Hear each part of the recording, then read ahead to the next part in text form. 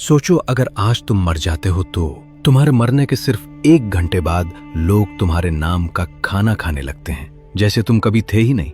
घर वही रहता है, दीवारें वही, मगर तुम नहीं होते, और जिंदगी बगैर रुके आगे बढ़ती रहती है। एक दिन गुजरता है और तुम्हारे अपने भी आहिस्ता आहिस्ता अपनी मसरूफियात में वापस चले जाते हैं। किसी को तुम्हारी खामोशी सुनाई नहीं देती, क्योंकि हर शख्स अपनी जिंदगी के शोर में गुम होता है। तुम जिस दुनिया को अपना सब कुछ समझते थे वो तुम्हारे बगैर भी चलती रहती है।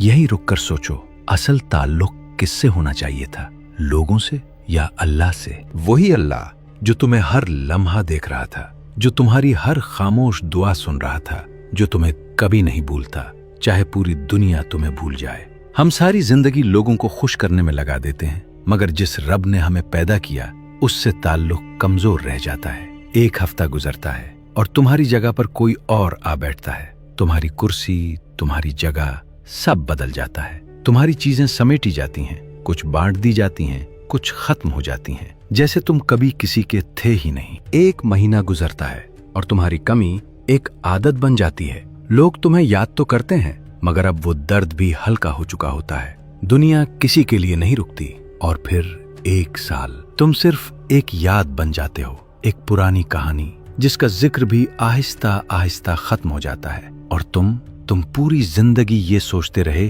कि लोग क्या कहेंगे, कभी ये नहीं सोचा कि अल्लाह क्या कहेगा। सच ये है कि कयामत के दिन न वो लोग साथ होंगे जिनके लिए तुमने खुद को बदला, न वो आवाजें जो तुम्हें डराती रहीं। वहां सिर्फ तुम होगे और तुम्हारा रब, तुम्हारे आमाल, तुम्हारी नीयतें, तुम्हारा सच। इसलिए लोगों के लिए नहीं, अल्लाह के लिए जियो। अपने दिल को उससे जोड़ो जो कभी तुम्हें नहीं छोड़ता।